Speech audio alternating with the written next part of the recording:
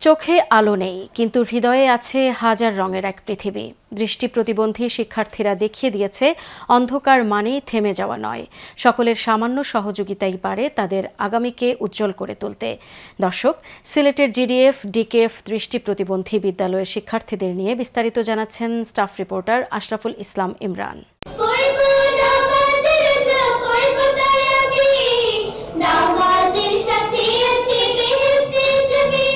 দৃষ্টি নেই কিন্তু স্বপ্ন আছে, চোখে আলো নেই কিন্তু হৃদয়ে আছে হাজারো রঙের এক পৃথিবী।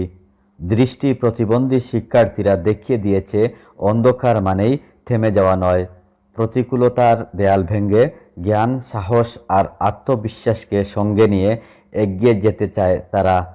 সিলেটের জিন্দাবাজারে অবস্থিত গ্রিন ডিসেবলড ফাউন্ডেশন জিডিএফ ডিকেএফ দৃষ্টি প্রতিবন্ধী বিদ্যালয় দৃষ্টি প্রতিবন্ধী শিক্ষার্থীদের জন্য শিক্ষা কার্যক্রম পরিচালনা করে আসছে। সকলের নিয়মিত আর্থিক সহযোগিতা তাদের জীবনের একটি নতুন অধ্যায় রচনা করতে পারে। এইখানে আবাসিক অনাবাসিক অনেক ছাত্রছাত্রী দৃষ্টি প্রতিবন্ধী, তারা পড়াশোনা করছে, জীবনটাকে গঠন করতেছে। তো সমাজের বিত্তবান মানুষ যারা আছেন দেশে বিদেশে, বিশেষ করে আমাদের সিলেটি মানুষের মন বড়, আর বিশেষ করে যারা প্রবাসী আছেন তাদের মন আরও বড়।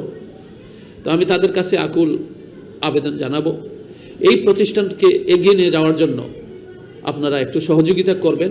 আবাসিক ও অনাবাসিক ব্যবস্থায় বিনামূল্যে ব্রেইল ও অডিও পদ্ধতিতে সাধারণ শিক্ষা, ধর্মীয় শিক্ষা, চলন প্রশিক্ষণ, দৈনন্দিন জীবনযাপন প্রশিক্ষণ প্রদান করা হয়।